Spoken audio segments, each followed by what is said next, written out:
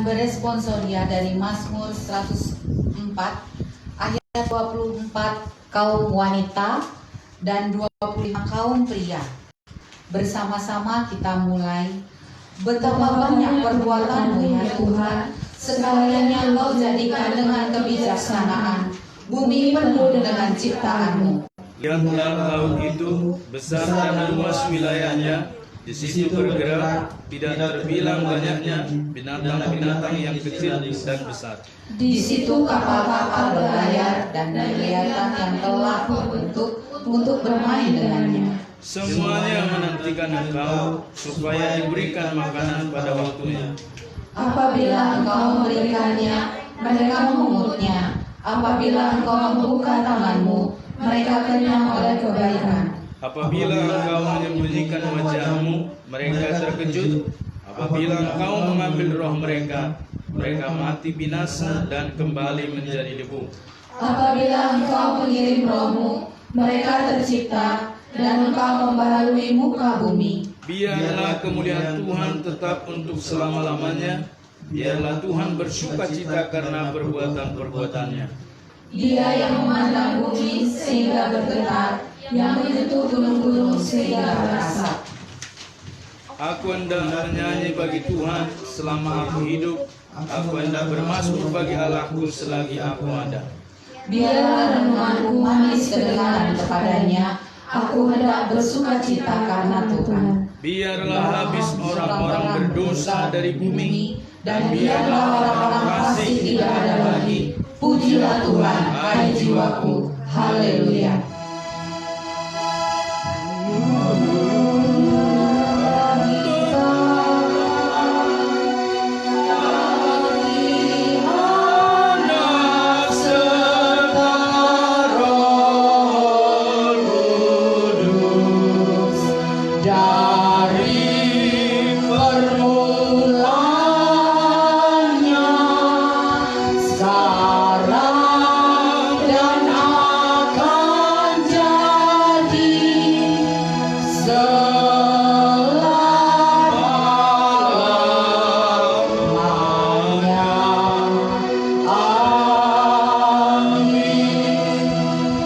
Bersama dengan anak-anak Tuhan yang percaya di seluruh muka bumi, mari kita ikrarkan pengakuan iman rasuli.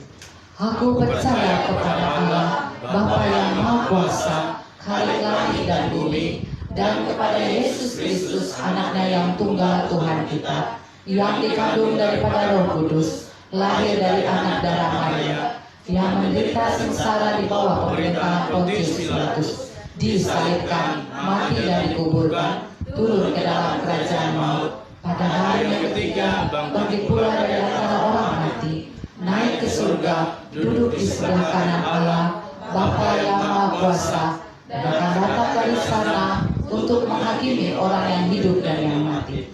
Aku percaya kepada Roh Kudus, gereja yang kudus dan am, persekutuan orang kudus, pengampunan dosa, kebangkitan daging, dan hidup yang kekal. Amin. Kita akan mendengarkan persembahan pujian dari Ibu Emma. Silakan.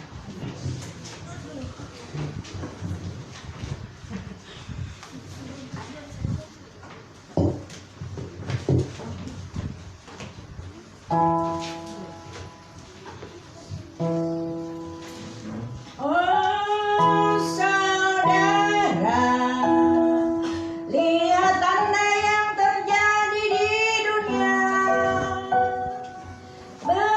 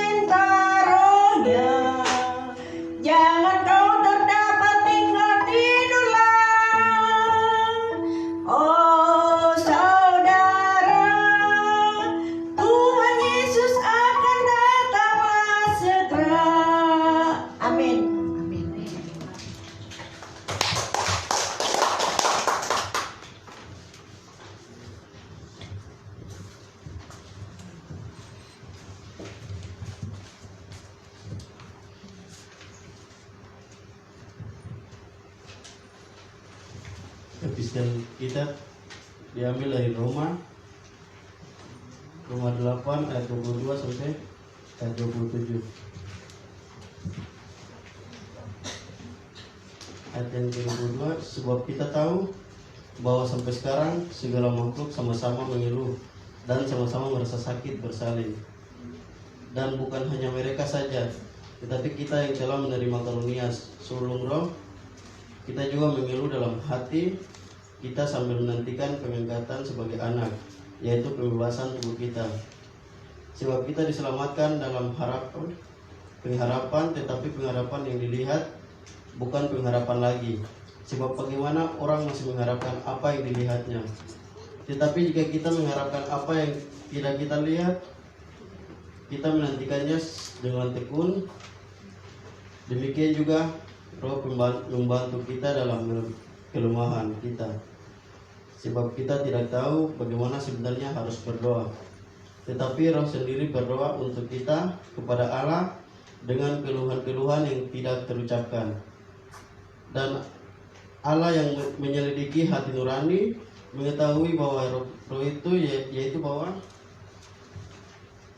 ia sesuai dengan kehendak Allah berdoa untuk orang-orang kudus. Berbahagialah setiap orang yang mendengarkan firman Tuhan serta melakukannya dalam kehidupannya sehari-hari. Amin.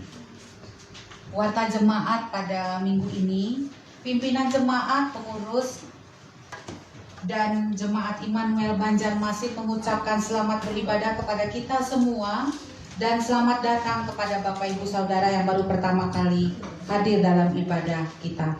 Dipersilahkan berdiri. Tidak ada ya.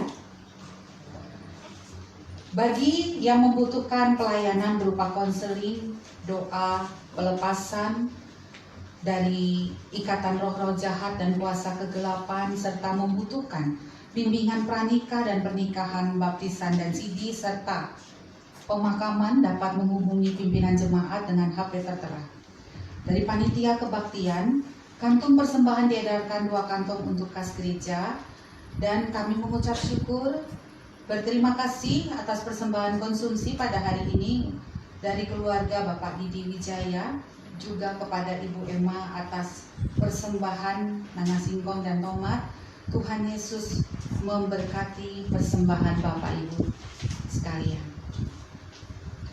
Komisi Keanggotaan dan Evangelisasi, minggu depan atau setiap akhir bulan kita akan mengadakan perayaan ulang tahun yang berulang tahun pada bulan Mei. Ibu Ida, Ibu Sufitri, Ibu Sinta, Saudari Allegra, Bapak Didi, Bapak Napitupulu, Ibu Manurung, dan Saudari Mei serta Saudari Anita. Jika ada yang berulang tahun dan belum diwartakan, mohon diberitahukan. Kelas meeting anak sekolah minggu pada hari Rabu menghimbau semua orang tua murid sekolah minggu dapat mendorong anaknya melalui WA online bersama kita beribadah. Kelas meeting dewasa bagi orang tua diadakan setiap hari Rabu. Bagi rekan-rekan yang teman-teman kuliah atau siapa saja yang belum, mari kita dorong untuk mengikuti katekisasi. Atau juga kelas meeting dewasa, atau juga yang belum bergereja, mari kita ajak semua, terutama rekan-rekan muda. Kelas meeting pemuda-pemudi gabungan diadakan pada hari Kamis. Seksi sekolah minggu, ibadah anak hari Minggu pada pukul 9 di teras gereja. Seksi pemuda-pemudi atau P3MI persekutuan via Zoom pada hari Sabtu, dan setiap doa malam pada pukul 9 WITA. Dari seksi wanita atau PWMI, sehubungan dengan bertambah jumlah kaum ibu dan atau wanita di gereja kita, maka agar ada komunitas bertumbuh bersama baik dalam sharing kehidupan maupun dalam rohani dan pemuritan, maka akan diadakan pertemuan sekali sebulan pada minggu kedua. Pertemuan ini sudah diadakan pada minggu lalu dan dikoordinir oleh Ibu Novi dan saya. dari Distrik 3 Wilayah 2, perayaan Aldersgate Day akan diadakan pada hari Rabu tanggal 26 Mei dan bersama-sama mari kita ikuti di seluruh Indonesia pukul 11 WITA via Zoom. Link Zoom akan dibagikan via WA di grup gereja kita.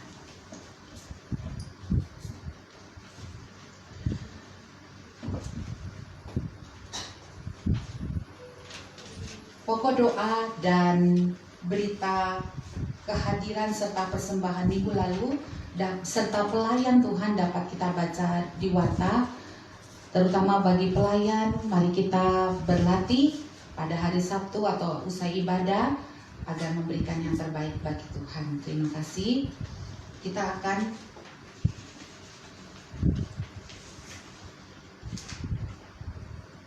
mendengarkan persembahan pujian dari pemudi Gereja Metodis. Dipersilakan.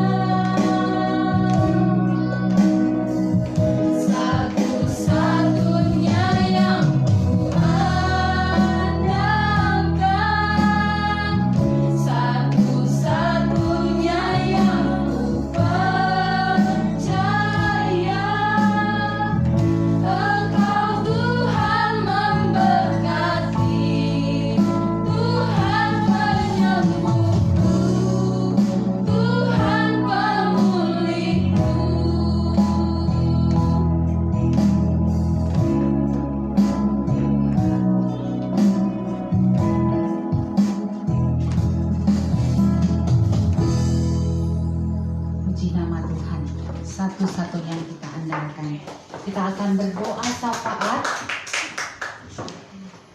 yang akan dilayani oleh Evangelis Novia Daud. Kita nyanyikan Roh Kudus tetap teguh.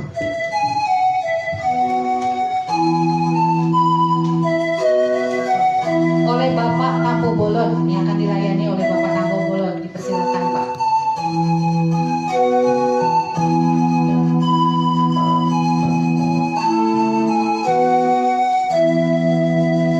Roh Kudus tetap teguh, memimpin umatmu, tuntun kami yang lemah,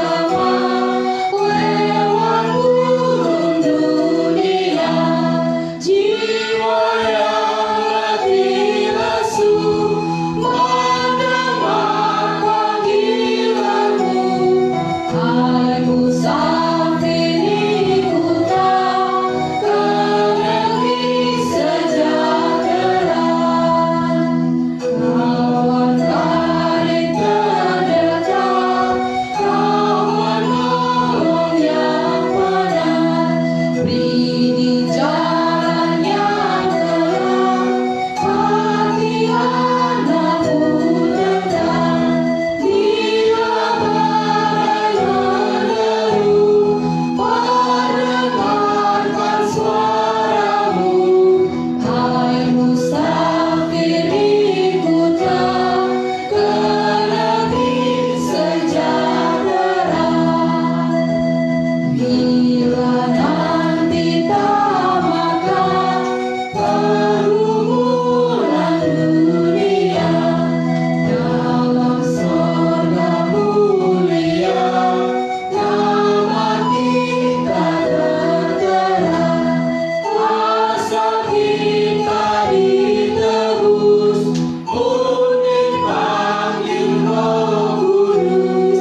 Hai musafir ikutlah ke negeri sejahtera. Amin. Jemaat Tuhan, kita sejenak bersahabat.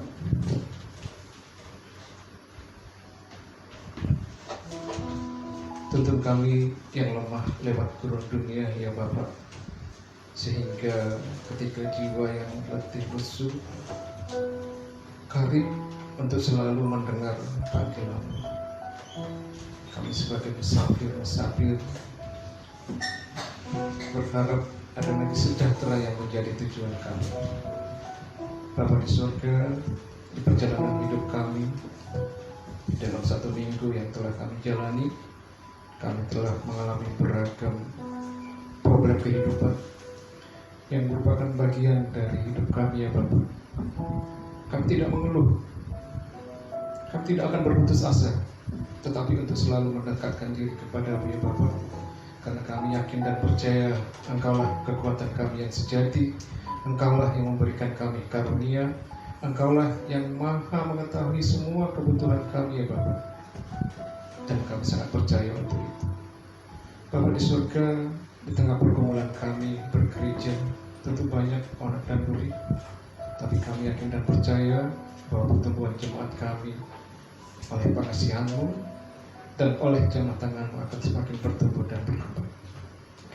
Demikian juga kepada seluruh jemaat-Mu ya Bapak, di dalam usaha dan pekerjaan, berkati sehingga boleh kami memperoleh karunia demi karunia, sehingga kami di dalam keluarga boleh bertumbuh dan berkembang untuk menyekolahkan anak-anak kami di berbagai tempat. Demikian juga ya Bapak, kami berharap kepada untuk Engkau selalu melindungi kami. Dan di dalam pergumulan kami juga kami yakin dan percaya Engkau maha mengetahui dan Engkau maha memberi.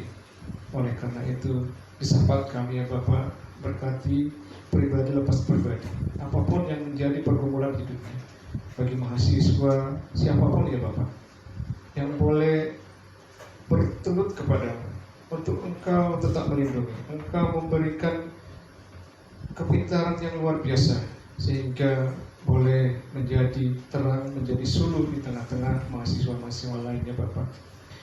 terkhusus untuk anak-anak kami yang meskipun jauh dari keluarga di Papua, tetapi mereka kokoh untuk belajar dengan sungguh-sungguh sehingga mereka boleh meraih kemenangan yang hakiki agar mereka menjadi kekuatan bagi keluarga-keluarga mereka ya Bapak.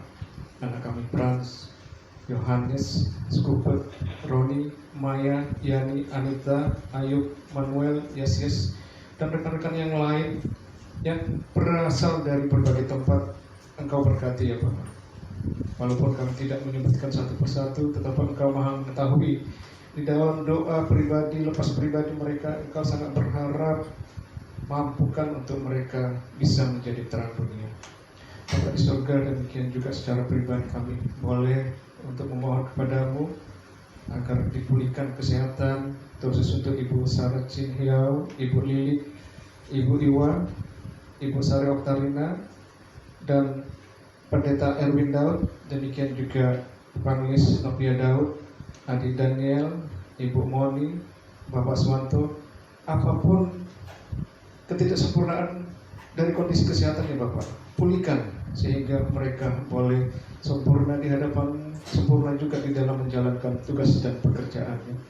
Bapak di surga, demikian juga kami untuk pemulihan Ibu Rita Daud, Ibu Ewet, Yohanes, Saudara Leni, Ibu Lili Sultana, dan Bapak Tengki. Apapun pergulatan di dalam rumah tangga mereka, berikan mereka pun hiburan dan kekuatan iman yang luar biasa daripada-Mu ya Bapak. Kami juga bergelut dengan berbagai pekerjaan kami dan berbagai bakti kami, terkhusus untuk Ibu Yuleni, Ibu Moni, Evan Mika, Heru Nataldo, Widi Asmor, Ahai, dan Tensu. Bapak di surga, kami sepenuhnya menyerahkan apapun yang menjadi pekerjaan mereka ya Bapak, hingga menjadi berkat-berkat melimpah di dalam mengarungi kehidupan mereka. Terkhusus juga kami berdoa untuk kekokohan, ketetapan jiwa yang luar biasa dari Bapak Pendeta James Damani, Pendeta Erwin Daud, Panelis Novia Daud, Panelis Jaka Syanibar, dan keluarga Ibu Rispor Gawati, dengan berbagai aktivitas yang hanya mengandalkan Engkau ya Bapak sebagai suluh, sebagai terang, sebagai cerminan, sebagai pewarta yang sungguh-sungguh dari firman-Mu ya Bapak. Kuatkan sehingga mereka ke depannya tetap berkukuh, tetap berjiwa melayani yang luar biasa, dan tiada henti-hentinya untuk selalu berteguh sapa dengan jemaat-Mu ya Bapak. Bapak di surga, demikian juga untuk misi anak-anak Kristen yang saat ini dipelopori oleh Pendeta Erwin Daud, tetapkan ya Bapak, hingga mereka bisa tetap kukuh, mereka bisa tetap eksis, agar kedepannya mereka mampu untuk menjalani berbagai aktivitas terkhusus di Pegunungan Beratus ya Bapak. Kalau di surga, kami tidak terlupa menyerahkan sepenuhnya pimpinan negara kami, dari Presiden, Wakil Presiden, hingga Menteri, dan hingga yang terendah dari Ketua RT, hingga kami juga dapat bersinergi dan mampukan mereka untuk memimpin, untuk selalu sebagai cerminan diri hanya dari berkat-berkat-Mu ya Bapak. Bapak di surga, terkhusus di dalam pergulatan kami, dalam eksistensi Gereja Metodis ini, kami selalu berulang memohon kepadamu agar Engkau memberikan kekuatan bagi kami agar semakin bertumbuh dan bertumbuh sebagaimana tekad kami bertambah satu dari hari ke hari. Bapak di surga, kukuhkan syafaat kami ini ya Bapak, kami hanya menyerahkan diri kepadamu, dan tiada lain di tengah-tengah pandemi COVID yang luar biasa yang semakin ke depan semakin tidak menentu. Kami berharap kepadamu, lindungi kami dari segala berbagai macam penyakit, dan mampukan kami untuk bisa beradaptasi dengan kondisi dan situasi negara kami, dan khususnya secara umum di dunia ini Bapak. Bapak di surga, berkat-berkat-Mu melimpah atas kami, berikan kami kesehatan yang luar biasa, hingga itu menjadi modal kami dalam kehidupan kami berbangsa dan bernegara. Terima kasih ya Bapak, ucap syukur kami, sujud kami hanya kepadamu, dalam Yesus Kristus. Haleluya, amin. Amin.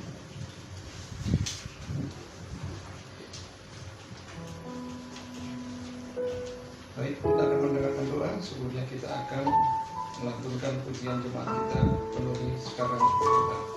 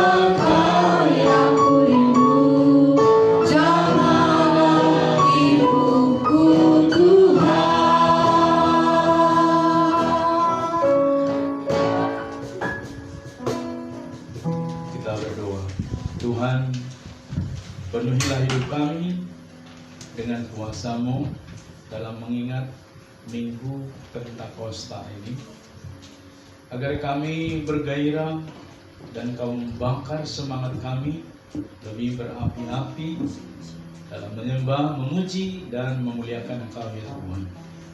Tolonglah kami mengalami perjumpaan dengan Engkau.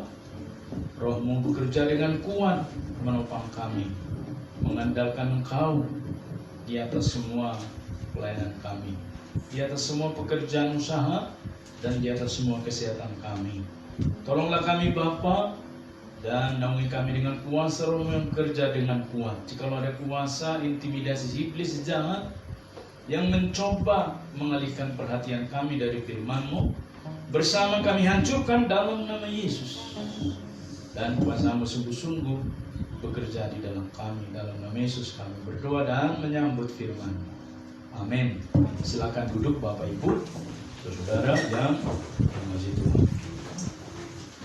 Mari kita membuka satu bagian firman Tuhan yang disediakan kepada kita, yaitu dari Kisah Para Rasul 2 ayat 1 sampai dengan 21.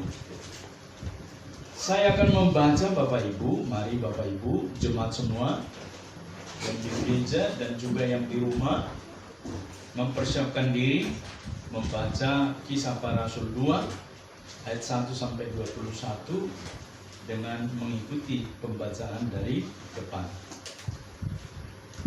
Demikian firman Tuhan. Ketika tiba hari Pentakosta, semua orang percaya berkumpul di satu tempat.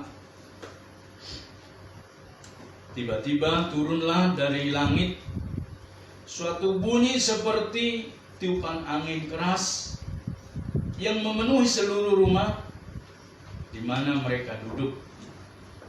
Dan tampaklah kepada mereka lidah-lidah seperti nyala api yang bertebaran dan hinggap pada mereka masing-masing.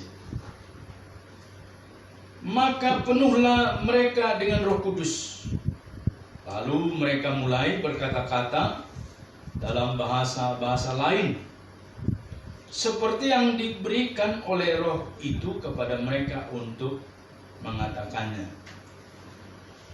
Waktu itu di Yerusalem diam orang-orang Yahudi yang saleh dari segala bangsa di bawah kolong langit. Ketika turun bunyi itu, berkerumunlah orang banyak. Mereka bingung karena mereka masing-masing mendengar rasul-rasul itu berkata-kata dalam bahasa mereka sendiri.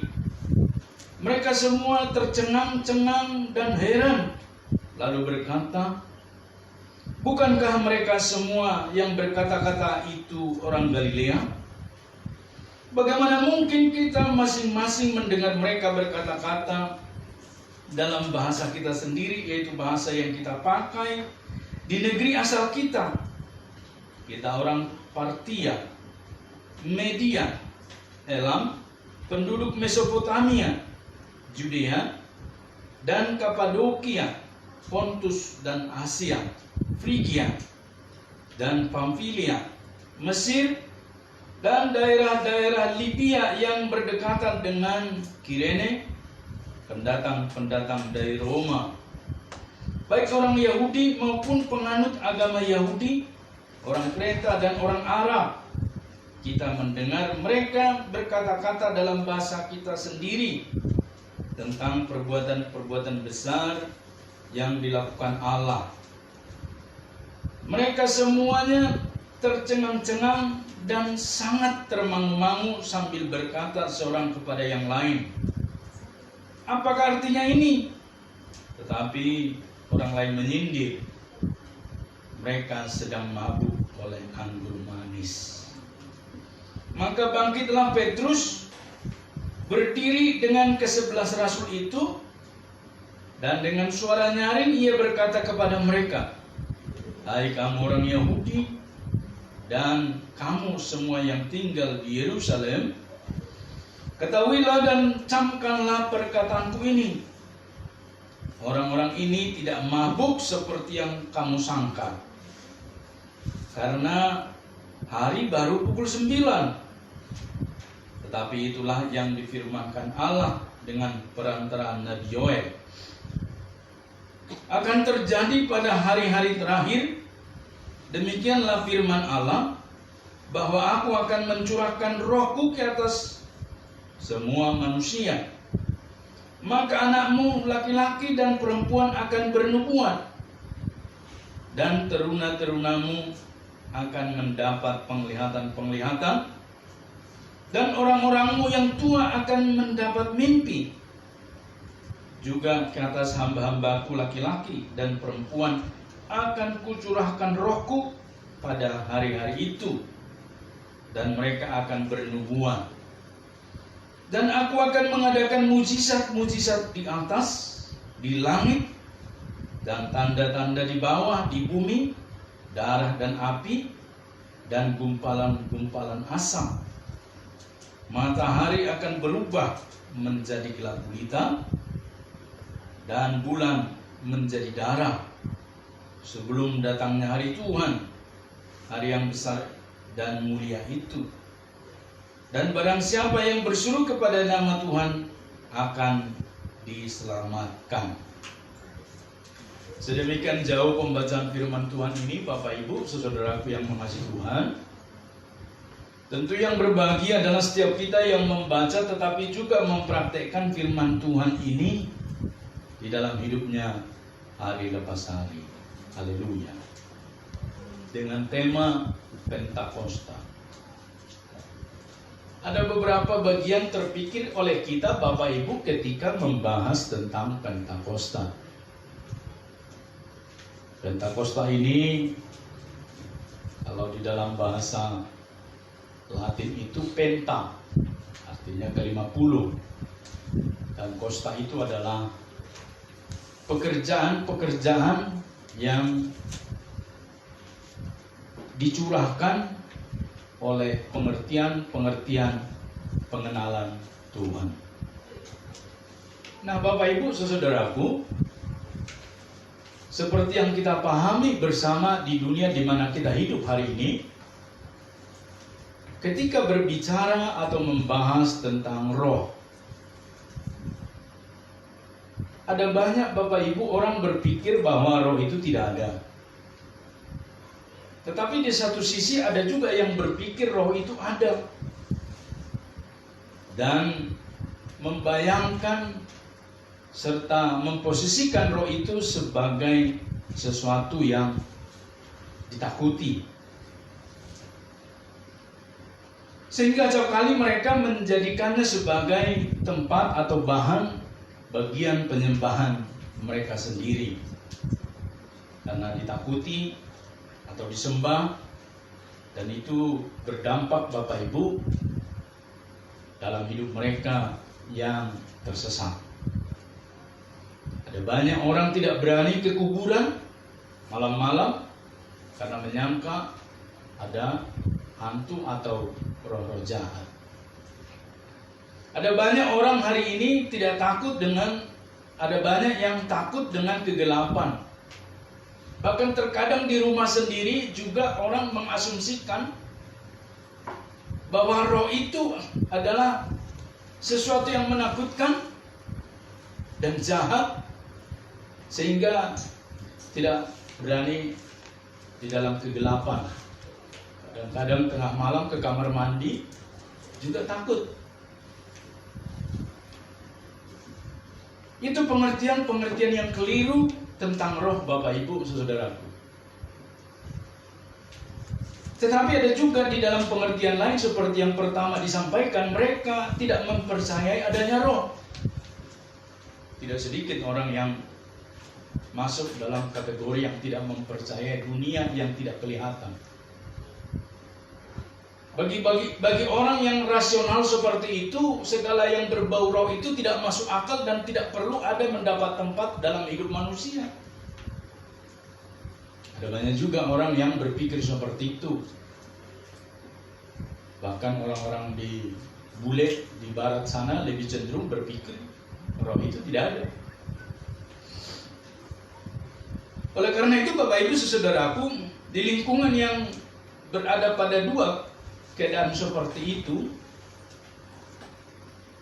kita diperhadapkan dengan bagaimana kita menyikapi roh Tuhan, roh kudus, dan seperti apa kita memahaminya. Dan Bapak Ibu, hari ini kita secara khusus dibekali oleh firman Tuhan tentang roh kudus. Sebab kita hari ini masuk di dalam ibadah Minggu memperingati Pentakosta. Pentakosta itu adalah hari ke-50. Di dalam perjanjian lama juga itu adalah hari di mana mereka mengalami sukacita, sebab mereka telah selesai merayakan hari raya 7 minggu. Ya, lalu masuk ke 50. Mereka merayakan berakhirnya panen gandum. Berarti satu kemakmuran. Setelah mereka bisa mengumpulkan panen gandum, dan ke-50 itu mereka merayakannya sebagai bagian dari ungkapan sukacita. Tetapi yang menarik Bapak Ibu, apa yang terjadi di dalam perjanjian lama kemudian persis terjadi juga di dalam pelayanan murid-murid itu setelah Tuhan Yesus naik ke surga. Yang merancang semua ini, penggenapan ini adalah Tuhan Yesus sendiri. Bapak Ibu, ketika dia naik ke surga, dia berpesan, Tuhan Yesus berpesan supaya murid-murid berdiam di Yerusalem. Dan disebutkan di sana Bapak Ibu, 10 hari kemudian atau ke-50 setelah kebangkitan Tuhan Yesus, Tuhan memberikan Roh Kudus turun ke atas semua orang dan murid-murid serta orang percaya yang berada di tempat di mana murid-murid berkumpul. Penggenapan ini Bapak Ibu, inilah yang kita baca dalam Nats yang disediakan kepada kita pada Minggu Pentakosta ini. Di sana dijelaskan cara Tuhan menyatakan dirinya dalam bentuk oknum yang ketiga, yaitu roh. Dia memperlihatkan dirinya. Kita tahu bahwa Tuhan Allah itu memperlihatkan dirinya mulai dari Taman Eden, ketika membentuk manusia, menempatkannya di Taman Eden, dan berjalan seiring dengan waktu sampai kemudian Bapak Ibu jatuh ke dalam dosa manusia.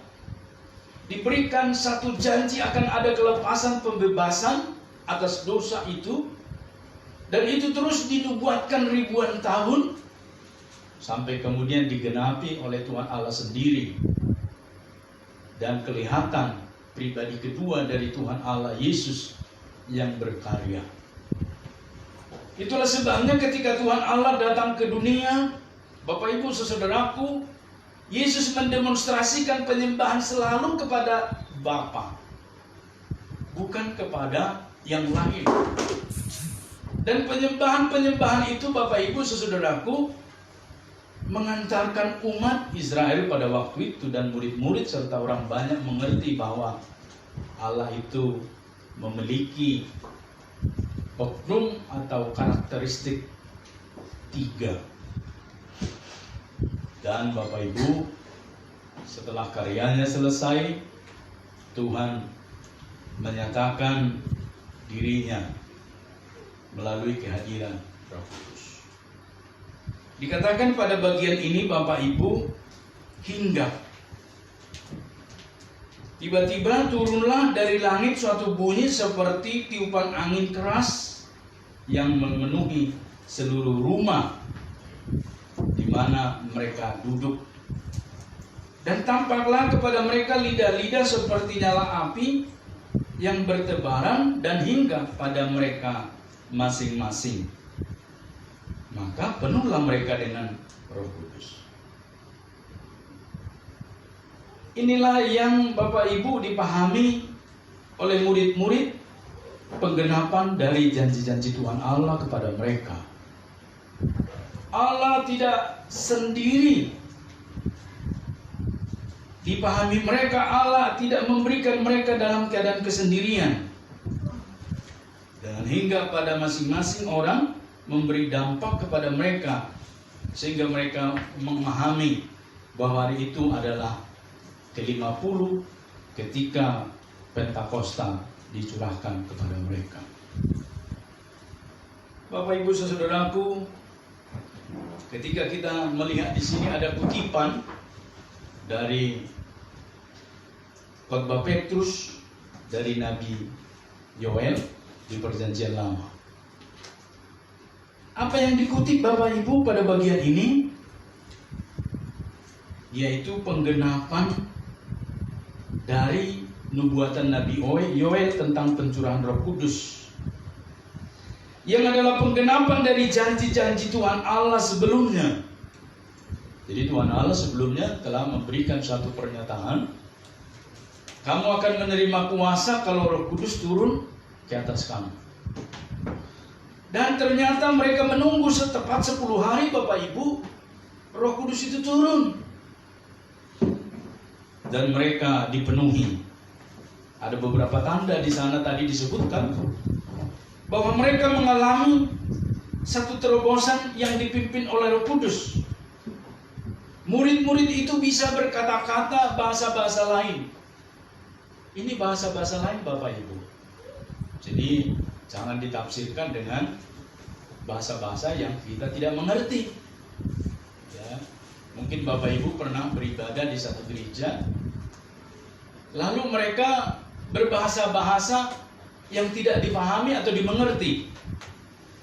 Bapak Ibu saudaraku yang mengasihi Tuhan, pada bagian ini kelihatan jelas sekali bahwa ini adalah bahasa-bahasa yang dipakai oleh orang-orang Galilea itu, yaitu murid-murid Tuhan Yesus, memahami bahasa-bahasa orang-orang lain, bahasa-bahasa lain, bahasa yang seperti bahasa kita. Dan Bapak Ibu saudaraku, sehingga banyak orang menjadi bingung, bagi yang tidak percaya tentunya pada waktu itu. Dan selain itu Bapak Ibu saudaraku, Petrus berkhotbah. Bapak Ibu, tidak lazim pada waktu itu murid-murid memahami tentang peristiwa-peristiwa nubuatan-nubuatan yang tidak berkaitan dengan bait suci. Tidak lazim rabi-rabi atau guru-guru termasuk Yesus mengajarkan kepada banyak orang pada waktu itu tentang nubuatan-nubuatan perjanjian lama, nabi-nabi besar dan kecil, jikalau itu tidak berkaitan dengan bait suci. Tetapi yang menarik Bapak Ibu saudaraku, Petrus yang adalah murid Tuhan Yesus mengkhotbahkan, mengutip tentang Nabi Yoel. Tentu Bapak Ibu dan kita semua bertanya-tanya, sekarang Petrus sudah lebih hebat dan lebih pintar, dari mana pengetahuan itu dia dapat? Bapak Ibu saudaraku, seperti yang kita pahami, Petrus itu adalah seorang nelayan. Dan di dalam ke-12 murid itu tidak ada satupun jabatan yang mengutamakan intelektual diberikan Tuhan kepadanya. Jabatan bendahara diberikan kepada Yudas Iskariot. Dan jabatan yang menulis diberikan kepada Matius. Tetapi apa yang diberikan kepada Petrus? Pertemanan yang dekat sekali. Dan itu merupakan ring pertama di dalam murid-murid itu kepada sang guru Yesus. Lalu setelah Pentakosta ini Bapak Ibu, ujuk-ujuk Petrus bisa mengkhotbahkan kitab Nabi Yoel. Jadi ayat 17 sampai dengan 21 tadi adalah kutipan dari Perjanjian Lama, nubuatan Nabi kecil Nabi Yoel tentang hari Tuhan akan mencurahkan rohnya kepada semua orang yang percaya kepada Tuhan. Dan ternyata setelah diselidiki Bapak Ibu, bahwa pencurahan ini tidak berhenti sampai dengan pada masa itu. Ternyata nubuatan ini akan terus berlangsung, dan itu juga disampaikan oleh Rasul Paulus kepada jemaat di Roma, bahwa nubuatan dipenuhi Roh itu terus bergerak, tidak berhenti. Dan ini kabar gembira kepada kita semua Bapak Ibu, merayakan Pentakosta bukan hanya momen hari, sejarah dan kronologinya, tapi berbicara tentang kesiapan hati semua orang. Itulah sebabnya ketika dikatakan di dalam kitab Roma yang dituliskan oleh Rasul Paulus, apa disebutkan di sana Bapak Ibu? Roma pasal 10. Ketika kamu percaya dimeteraikan dengan Roh Kudus yang dijanjikannya itu, maka ketika semua orang, setiap orang mengaku dengan mulut percaya dalam hati Yesus adalah Tuhan, turun kepada orang itu Roh Kudus. Tapi tidak kelihatan, bertaburan lidah-lidah api. Berarti Bapak Ibu saudaraku, apa yang dinyatakan Tuhan di perjanjian lama, dan kemudian Bapak Ibu dinyatakan Yesus dalam bentuk janji, digenapi oleh murid-murid itu dalam peristiwa hari ke-50 setelah Yesus bangkit ke surga, bangkit dari kematian. Dan Bapak Ibu, mereka mengalami suatu terobosan yang luar biasa. Petrus contohnya. Petrus Bapak Ibu saudaraku berkhotbah dari kitab Nabi Yoel. Dia mengutip di sana dari ayat 8 pasal 2 Nabi Yoel. Dan Bapak Ibu saudaraku yang menarik di sini, dia tidak perlu menguraikan panjang lebar. Jadi kalau Roh Kudus bekerja Bapak Ibu tidak perlu diuraikan dengan panjang lebar. Roh itu akan bekerja membaharui. Roh itu akan bekerja menerobos kuat, melampaui akal pikiran, tempat, ruang, dan waktu. Dia masuk. Siapa di antara kita Bapak Ibu mengerti ketika kita percaya kepada Tuhan, kita bisa menganalisanya dengan saksama. Siapa di antara kita Bapak Ibu ketika kita percaya kepada Tuhan Yesus, dihapuskan segala dosa kita, diampuni pelanggaran kita, bahkan dicatat nama kita dalam buku kehidupan, diberikan satu tempat bahwa kita pasti masuk surga. Bagaimana kemampuan kita menganalisa itu Bapak Ibu? Itulah sebabnya ketika berbicara tentang roh di sini berarti berbicara tentang sesuatu yang melampaui akal pikiran, tapi yang diyakini dengan kuat Tuhan akan memberikan waktu dan menyediakan tepat pada waktunya. Memang 10 hari itu Bapak Ibu setelah Yesus naik ke surga, murid-murid itu berdiam di satu tempat. Ada beberapa penafsir menyebutkan kenapa tidak disebutkan alamatnya, supaya tidak diberhalakan Bapak Ibu. Kan kebiasaan manusia, kebiasaan orang Israel itu kalau ada satu tempat diberhalakan. Jadi tempat itu nanti yang menjadi penyembahan. Sementara sekarang sudah berubah, penyembahan itu bukan lagi oleh tempat dan tata cara. Itulah sebabnya kita nggak perlu naik haji ke Israel lagi Bapak Ibu menggenapi iman kita. Maka berseloroh kalau kita misalnya mau pergi ziarah ke Israel, itu semacam kita memperbarui wawasan kita saja Bapak Ibu. Bukan seperti kita dengan tetangga mau naik haji. Waktu itu ada beberapa yang akan berangkat ke Israel berkata, wah keren nih, kita udah sama seperti sebelah, kita pun bisa seperti mereka naik haji katanya. Saya bilang bukan naik haji, tetapi kita membaharui iman kita, dan memang berbeda Bapak Ibu ketika kita menginjakkan kaki di sana, memandang tempat-tempat di mana dilalui Yesus, kita bisa melihat dalam pengalaman rohani. Semakin cinta Yesus itu tumbuh dalam hati kita Bapak Ibu. Seorang ibu bersaksi, tadinya saya sudah berpikir tidak mau lagi ke gereja. Tadinya saya sudah berpikir tidak mau lagi mengikuti persekutuan dan saya hidup menurut selera saya. Tapi entah kenapa ketika diajak anak saya ini, saya ke ziarah rohani ini, Saya menangis betapa saya jahat terhadap Tuhan Yesus. Itu salah satu kesannya Bapak Ibu. Jadi bukan pulang dari sana nanti kita mendapat atribut, ya, seperti saudara kita Hajjah atau Haji, tetapi membaharui Bapak Ibu Saudara. Itulah sebabnya mengantarkan kita hari ini ke dalam satu pemikiran yang serius, bahwa Pentakosta itu adalah hari yang penting. Dan yang teramat penting lagi Bapak Ibu Saudaraku, kita mendapatkan curahan daripada Roh Kudus itu sendiri. Kapan kita terima Bapak Ibu? Jangan sampai ada jemaat-jemaat Protestan kalau ditanya, kalian kok enggak mendapat pencurahan Roh Kudus? Kok enggak bisa berkata-kata bahasa roh? Bapak Ibu, bahasa roh di sini tidak ada disebutkan bahasa roh, berbahasa-bahasa lainnya. Tetapi kita Bapak Ibu ketika memahami firman Tuhan ini, firman Tuhan ini bergerak ke depan dengan kuasa yang sama, maka siapapun yang disapa oleh firman ini kemudian berlaku kepadanya satu prinsip bahwa turun Roh Kudus kepada dirinya. Kapan Bapak Ibu percaya kepada Tuhan Yesus? Itulah momen di mana Roh Kudus turun kepada Bapak Ibu sekalian. Sebab dijelaskan juga di dalam Efesus 1 ayat 13. Di sana Bapak Ibu Saudaraku dituliskan bahwa ketika kita percaya kepada Tuhan Yesus Kristus, dan pada saat itu juga kita dimeteraikan dengan roh yang dijanjikannya itu.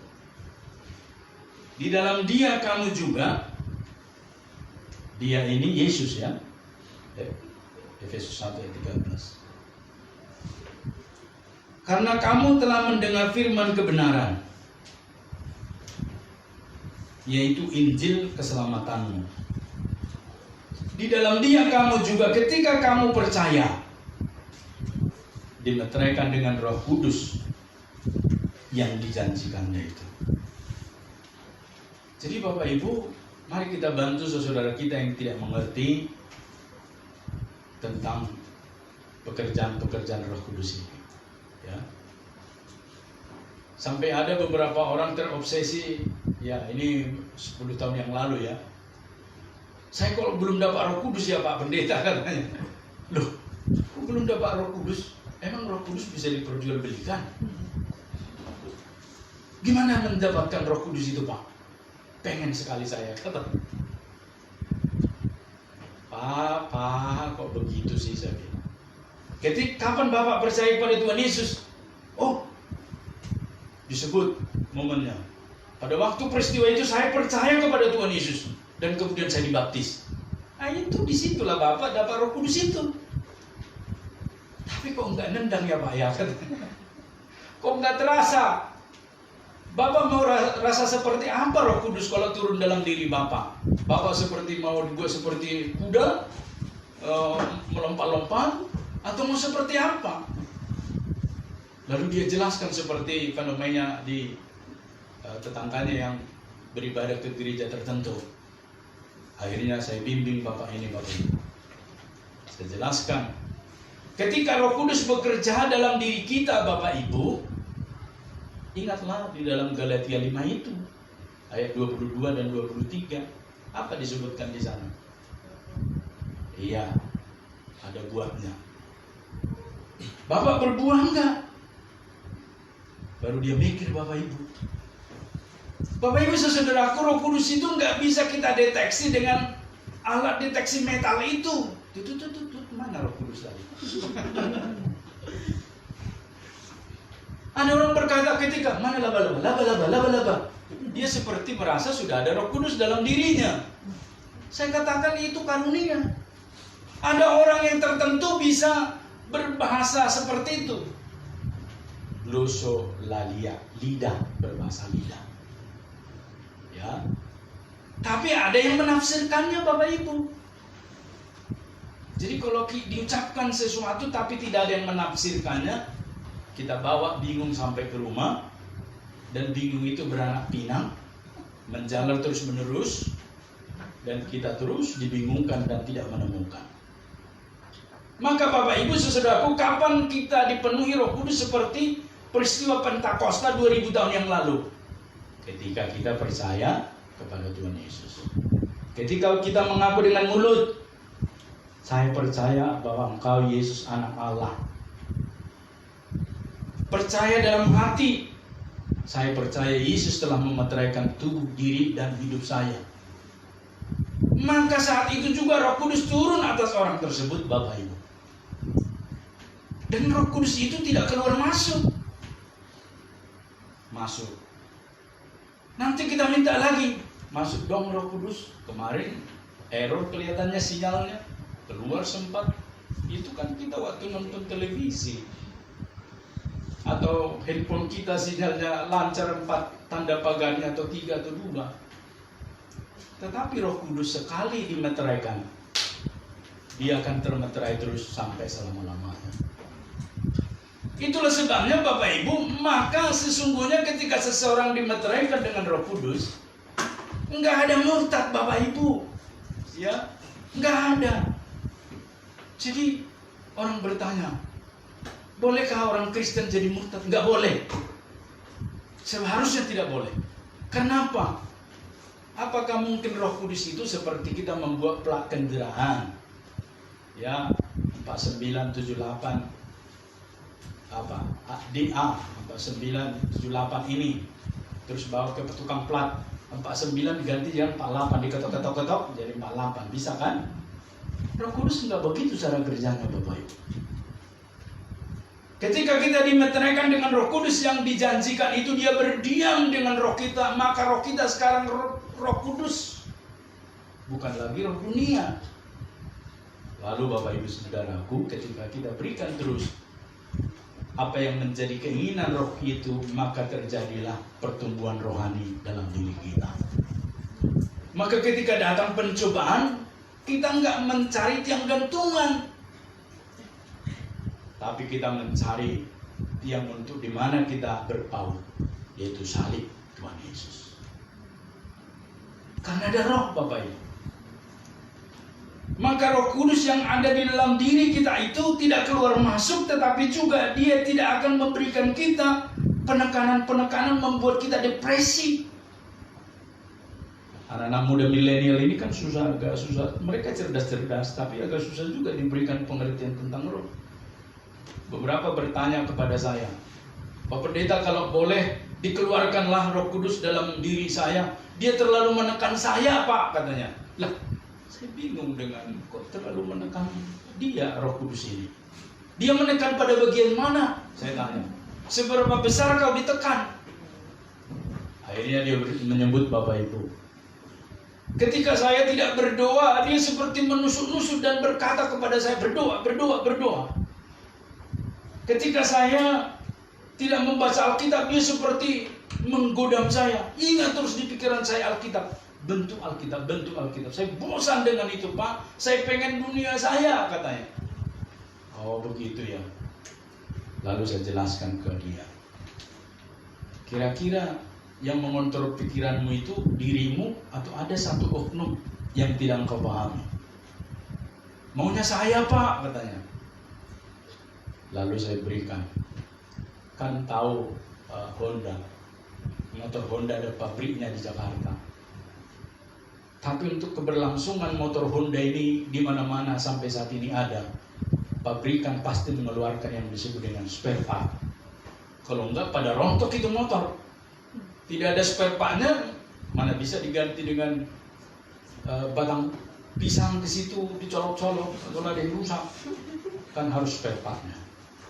Maka ingatlah satu prinsip tubuh kita ini. Ketika ada bagian-bagian yang rusak, Roh Kudus yang memperbaharui, memberikan spare part yang kita tidak mengerti. Ketika di dalam banyak pikiran kita masa lalu menggerogoti kita, hanya bisa diperbarui oleh Roh Kudus. Maka bersyukurlah kalau hari ini ada yang menekan engkau, yaitu Roh Kudus. Ada banyak orang merindukan ditekan Roh Kudus, dibimbing Roh Kudus, diintimidasi tanda bentik oleh Roh Kudus, tapi tidak mendapat karena sudah terlalu bebal. tapi engkau masih mempunyai sense, masih mempunyai rasa itu, bersyukurlah. Jadi Bapak Ibu saudaraku, kalau hari-hari ini kita diketuk oleh Roh Kudus supaya ingat baca Alkitab, supaya ingat berdoa, supaya ingat beribadah, supaya ingat melayani Tuhan, bahkan sebelum makan ingat berdoa. Itu kan pekerjaan Roh Kudus Bapak Ibu. Dan akhirnya saya beritahu kepada dia, saya punya keluarga opung-opung. Tahu nggak, di masa tuanya kami kasih dia pampers. Opung dulu kami ini, acek kami ini. Kenapa? Karena seringkali dia kencing, dia tidak tahu kalau dia sedang kencing. Itulah yang sudah lost control. Saya bilang, kau mau seperti itu? Hidupmu tidak ada kontrol. Enggak lah katanya. Makanya bersyukur Roh Kudus itu datang mengingatkan engkau. Itulah mengontrol hidup kita. Amin Bapak Ibu. Jadi kalau hari-hari ini ada yang mengingatkan dalam benak kita tentang bersekutu, tentang beribadah, tentang membaca Alkitab, itu Roh Kudus Bapak Ibu. Jangan terintimidasi dan melapor ke pendeta dengan berkata pengen dikeluarkan karena merasa menekan. Akhirnya puji Tuhan, anak muda ini bersyukur sekali. Dia rajin P3Mi sampai dengan hari ini.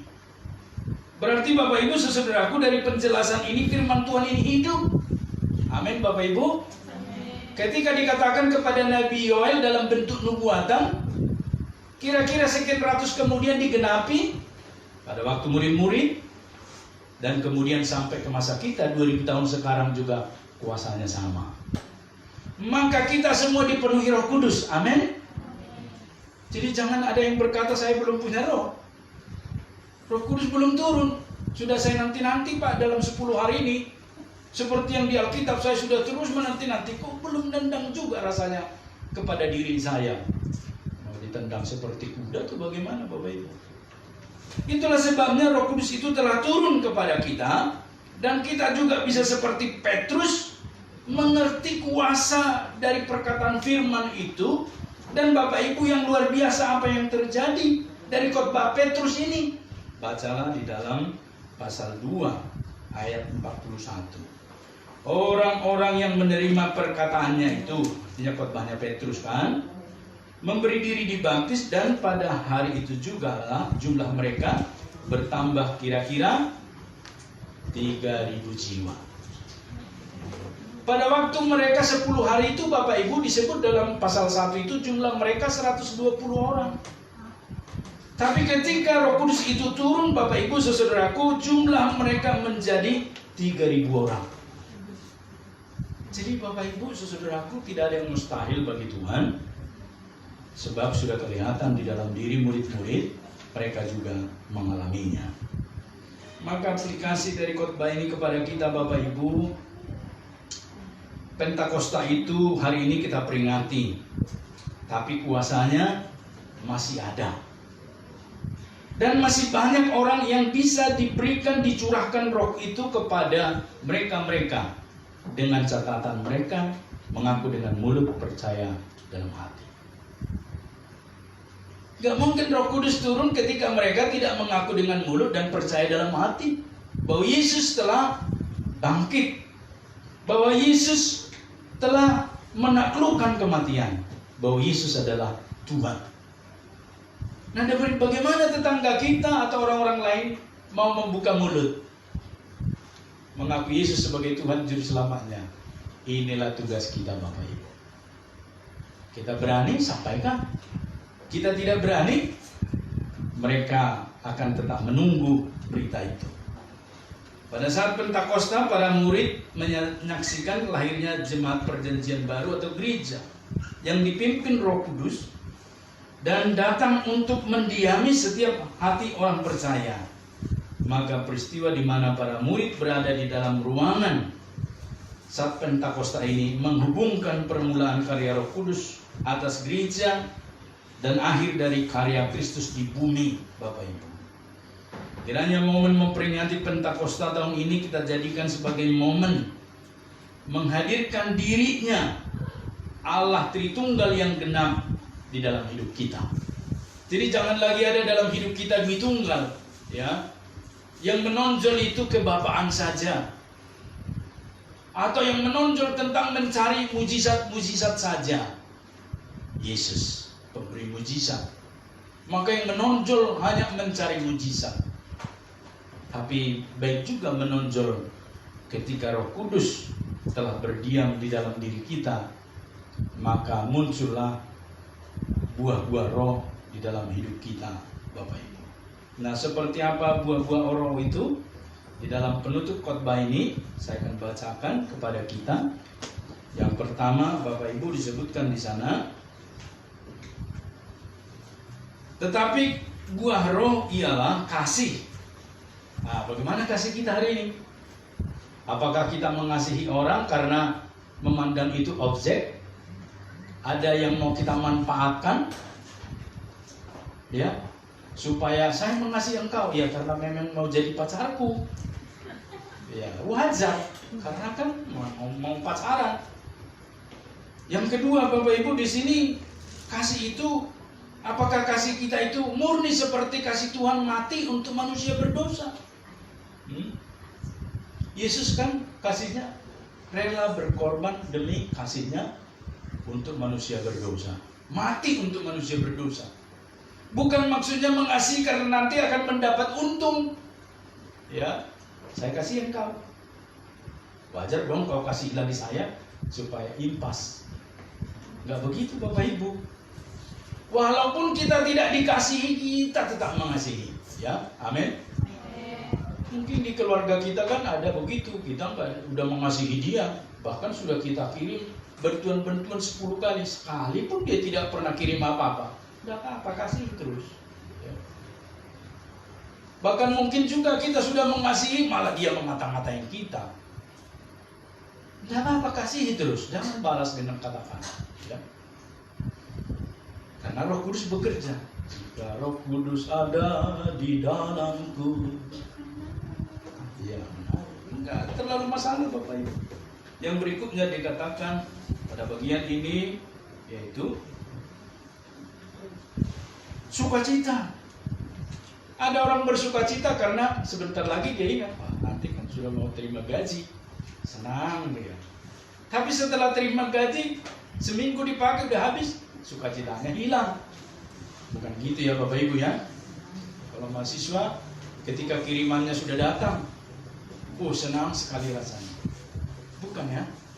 Sukacita itu artinya tetap bersukacita karena kita mengharapkan di dalam segala hal yang kita jalani ini ada Kristus.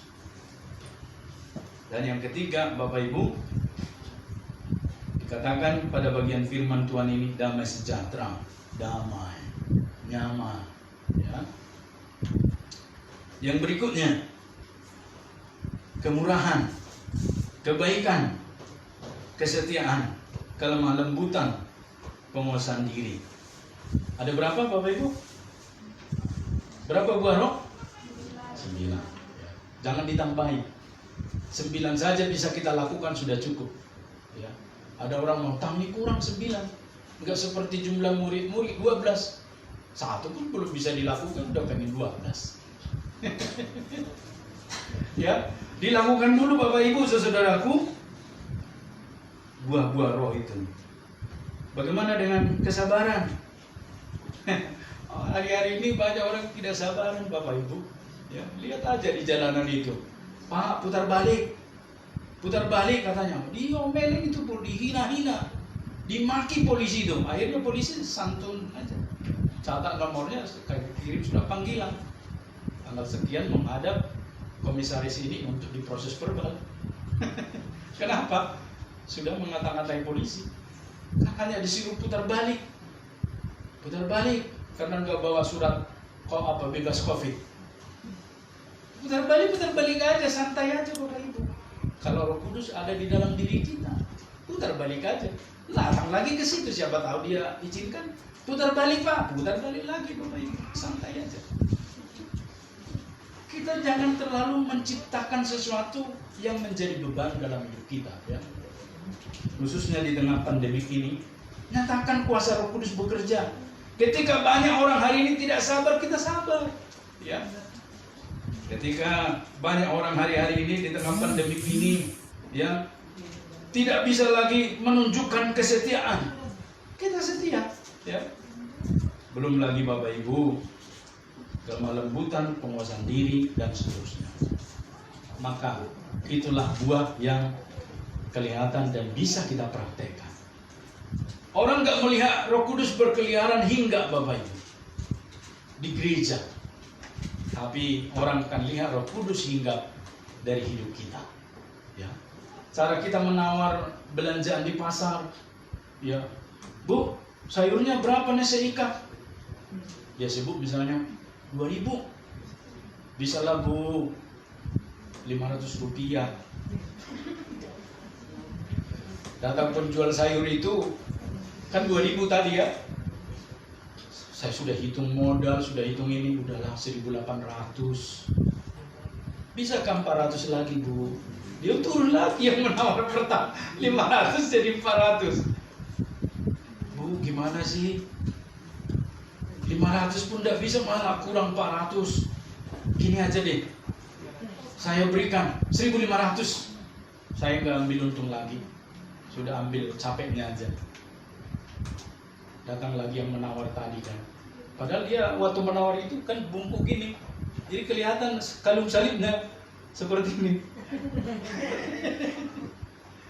Saya mau katakan tidak ada Roh Kudus di situ. Harusnya dia berkata, Bu, berapa sayurnya seikat? 2.000. Nih Bu, saya kasih 2.500. Oh haleluya, itu baru ada Roh Kudusnya di sana Bapak Ibu. Karena ibu ini menjual sayur saja Bapak Ibu, bukan menjual helikopter, bukan menjual ini mobil mewah. Terus berapa Bapak Ibu kalau dia bisa dapat untung dari segepok atau sekarung sayur itu? Paling juga bisa dia dapat sekian puluh ribu. Apa langsung dia bisa beli Fortuner dengan itu? Saya pikir Bapak Ibu nggak bisa. Tapi suasananya sudah dikontrol oleh Roh Kudus. Demikian juga Bapak Ibu kalau ada tukang Grab, ya, berapa? 14.000, kasih aja 15.000 atau 20.000, kembaliannya sama kamu. Jadi orang melihat, oh Roh Kudus turun atas mereka, ya. Tapi kalau dibilang misalnya 15.000, bisakah 12.000? Bisakah 11.000 tahun menawar? Yang paling seru Bapak Ibu, harganya 15.000, bisakah 14.900? Ya ampun, 100 saja. Makanya Bapak Ibu kalau saya ke pasar, kadang-kadang saya pegang keranjang itu dulu, ya. Tawar lama, aduh, lama-lama. Kalau laki-laki berapa? 2.000. Kasih uang 5.000, nggak ada kembaliannya, sudah, tidak apa-apa gitu. Selesai. Oh my God. Mengajarkan kepada kita hari ini, jika Roh Kudus bekerja dalam diri kita, maka orang lain melihat itu dari diri kita. Bukan ditanya-tanya pakai kaca pembesar, mana Roh Kudus itu, mana Roh Kudus itu. Tapi ketika kita berkata-kata, ketika kita bawa motor Bapak Ibu hati-hati, ya. Lampunya ke kanan, dia ke kiri. Lampu seinnya itu, saya sering menemukan di Banjarmasin ini, dia ke kanan nih, ya saya ke kiri dong, karena lampunya ke kanan, dia malah ke kiri. Cilaka ini saya pikir.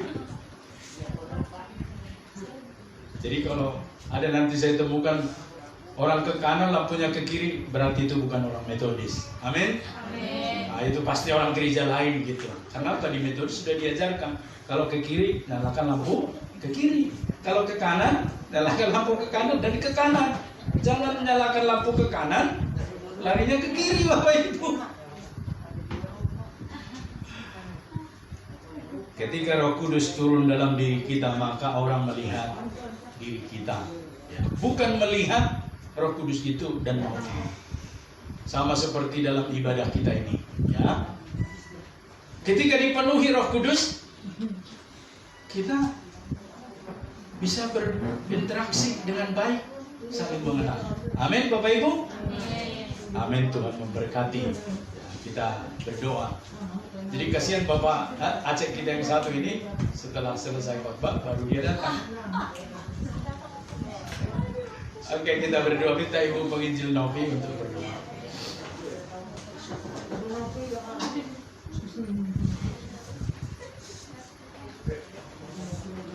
Mari kita bersyukur untuk firman Tuhan.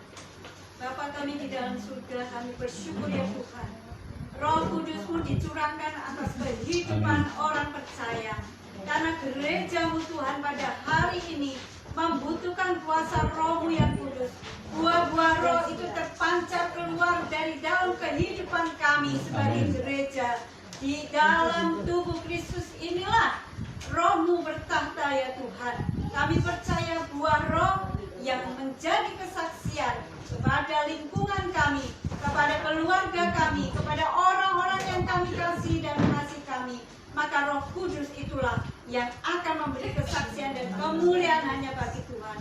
Terima kasih untuk firman yang indah yang kami boleh pelajari pada hari ini, yang dikumandangkan, yang telah diberitakan dan diajarkan oleh hamba-Mu Bapak Pendeta James Damani. Kami percaya firman Tuhan ini akan bertumbuh dan berbuah dalam kehidupan jemaat GMI Immanuel Banjarmasin ini. Tuhan, berkatilah kehidupan hamba-Mu, berkatilah pelayanannya, berkatilah keluarganya. Demikian juga setiap jemaat-Mu Tuhan. Kami tidak menjadi jemaat yang tanggung, kami tidak menjadi jemaat yang pasif, tetapi kami menjadi jemaat yang berkembang dan memuliakan Tuhan. Demi nama Tuhan Yesus Kristus kami sambut berkat firman Tuhan. Haleluya. Amin. Amin. Terima kasih Bu Novi.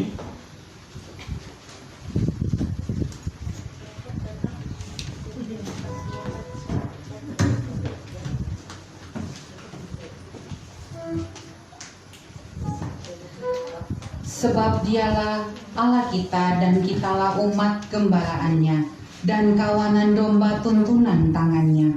Pada hari ini, sekiranya kamu mendengar suaranya, janganlah keraskan hatimu seperti di Meriba, seperti pada hari di masa di padang gurun. Kita akan memberikan persembahan sebagai nats firman Tuhan. Muliakanlah Tuhan dengan hartamu dan dengan hasil pertama dari segala penghasilanmu, maka lumbung-lumbungmu akan diisi penuh sampai berlimpah-limpah, dan bejana pemerahanmu akan meluap dengan air buah anggurnya. Saya mengajak jemaat untuk membaca firman Tuhan ini bersama-sama di poin 18. Mari 1, 2, 3. Muliakanlah Tuhan dengan hartamu dan dengan hasil pertama dari segala penghasilanmu, maka lumbung-lumbungmu akan diisi penuh sampai berlimpah-limpah, dan bejana pemerahanmu akan meluap dengan air buah anggurnya. Amin. Kita mempersiapkan pelayan.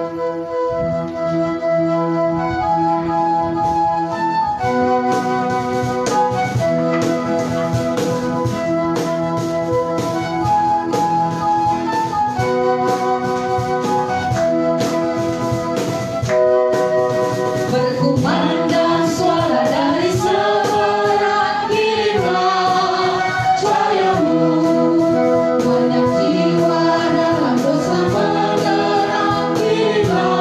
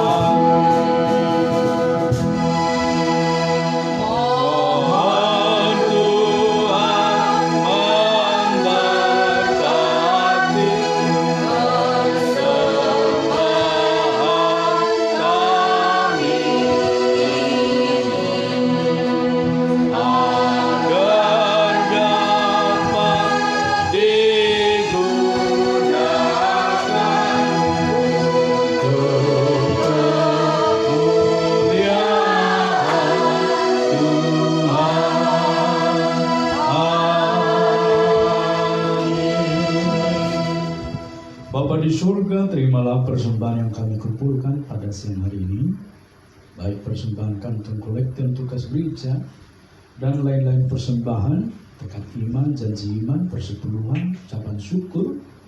Dan kami sungguh mengucap syukur karena Engkau memberikan kami kesempatan mempersembahkan. Kami percaya karena kami ada dan segala yang kami punya datangnya daripada-Mu.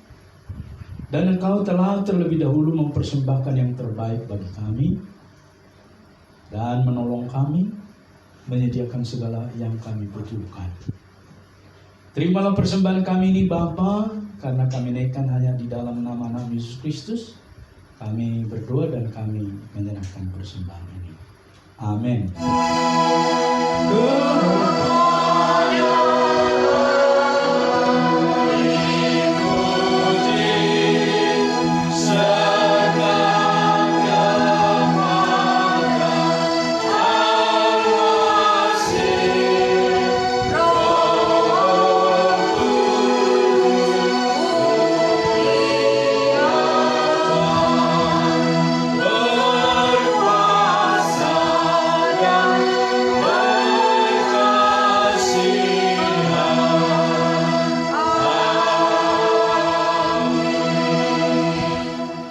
Jemaat yang mengasihi Tuhan, usai sudah ibadah kita, arahkanlah hatimu, tengadahkan tanganmu dan terimalah berkat Tuhan. Tuhan memberkati engkau dan melindungi engkau. Tuhan menyinari engkau dengan wajahnya dan memberi engkau kasih karunia. Tuhan menghadapkan wajahnya kepadamu dan memberi engkau damai sejahtera dari sekarang, besok, bahkan sampai selama-lamanya. Sampai Yesus datang kedua kalinya. Amin.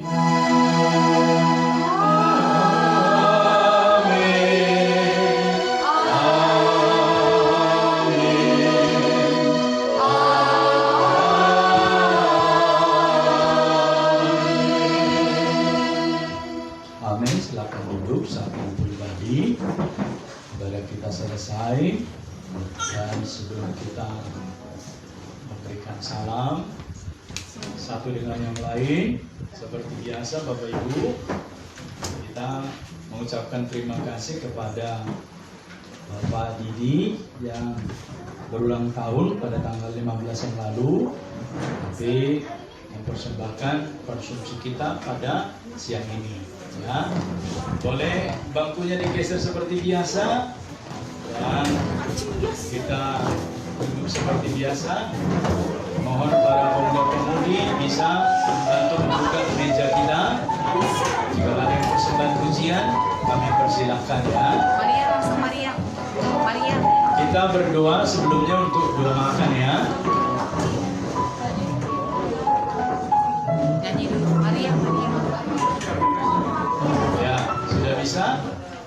Berhenti dulu sebentar supaya kita berdoa makan. Ya, duduk dulu Bapak Ibu agar kita berdoa makan ya.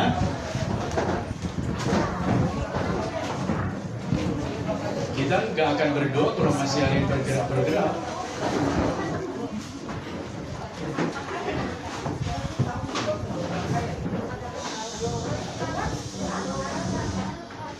Kita tidak akan makan kalau nggak berdoa.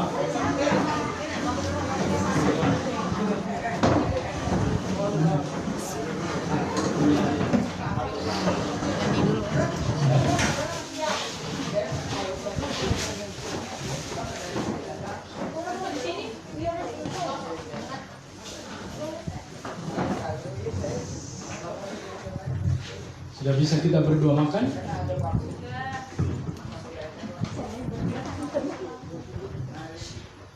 Ya, untuk AI yang cakep tahun 80-an ya. Oke, kita berdoa ya.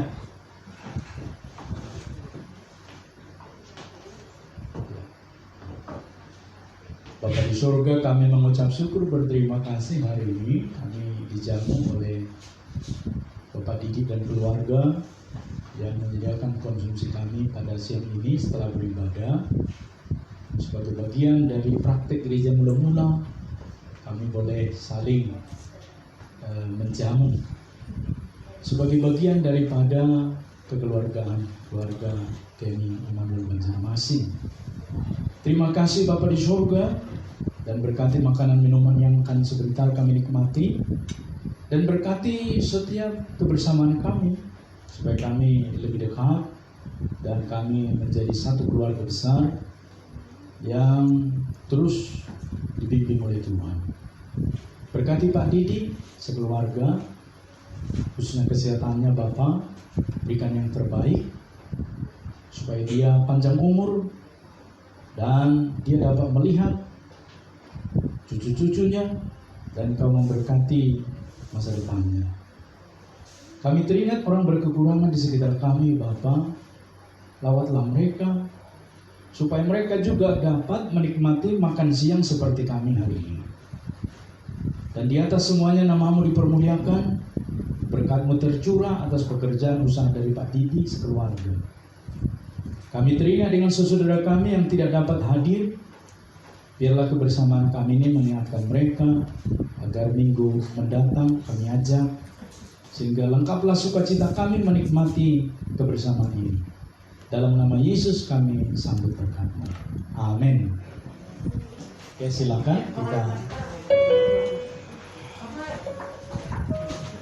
kita akan menerima satu pujian yang luar biasa dari saudari kita P3 ini, Maria.